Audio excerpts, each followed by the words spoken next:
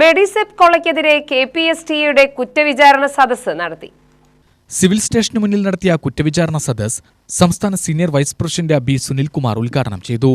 ഇന്ന് ടെറ്റിന്റെ പുറകിൽ ലാപ്ടോപ്പുകൾക്ക് മുൻപിലിരിക്കുന്ന ഒരു അവസ്ഥയാണുള്ളത്. നമ്മുടെ പാവം ട്രഷറർ ഇന്നലെയാണ് സമാധാനമായി ഉറങ്ങിയത്. കാരണം ഇന്നലെയായിരുന്നു കേറ്ററ്റ് എഴുതേണ്ട അവസാന ദിവസം. സംഘടന ഇടപെട്ടുകൊണ്ട് അടിയന്തരമായി ഇടപെട്ടതുകൊണ്ട് അത് 7-ാം തീയതി വരെ നീട്ടിയിട്ടുണ്ട്.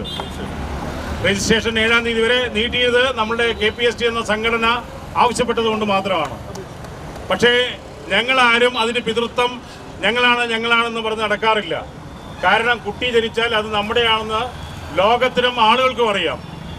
കുട്ടിയില്ലാത്ത മറ്റേ ആളുകളാണ് ഇപ്പോൾ ഇതെല്ലാം റോഡിൽ കാണുന്ന കുട്ടിയൊക്കെ ഞങ്ങളുടെയാണ് എന്ന് പറഞ്ഞ് നടക്കുന്ന സംഘടനക്കാരും ഇവിടെയുണ്ട്.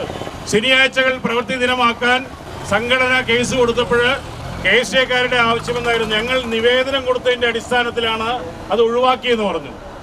ഇവിടെ ഭരിക്കുന്നത് അവരുടെ ഗവൺമെന്റ് ആണല്ലോ. എന്തുകൊണ്ട് അത് ഇറങ്ങുന്നതിന് മുൻപ് ഒരു നിവേദനം കൊടുക്കുകയും അത് ഒഴിവാക്കാനുള്ള സംവിധാനവും ആലോചിച്ചുകൂടാ എന്നാണ് നമുക്ക് ചോദിക്കാനുള്ളത്. പണ്ട് ആരാധ്യനായ ഉമ്മൻചാണ്ടി ഭരിച്ചിരുന്നപ്പോൾ 100 ദിന പരിപാടികളിൽ KPST ആവശ്യപ്പെട്ട എല്ലാ കാര്യങ്ങളും നമുക്ക് നടപ്പിലാക്കാൻ കഴിഞ്ഞിട്ടുണ്ടെങ്കിൽ അത് സംഘടനയുടെ ഒരു മിടുക്കാണ്. കേരളത്തിലെ ജീവനക്കാർക്കും പെൻഷൻകാർക്കുമുള്ള മെഡിസെപ് പദ്ധതി സർക്കാർ ഓറിയന്റൽ ഇൻഷുറൻസ് കമ്പനിക്ക് നൽകിയിരിക്കുകയാണ്. നിലവിൽ 500 രൂപയുണ്ടായിരുന്ന പ്രതിമാസ പ്രീമിയം 810 രൂപയായി വർദ്ധിപ്പിച്ചിരിക്കുകയാണ്. ജില്ലാ പ്രസിഡന്റ് ഷാജി എസ് തെക്കേതിൽ അധ്യക്ഷത വഹിച്ചു.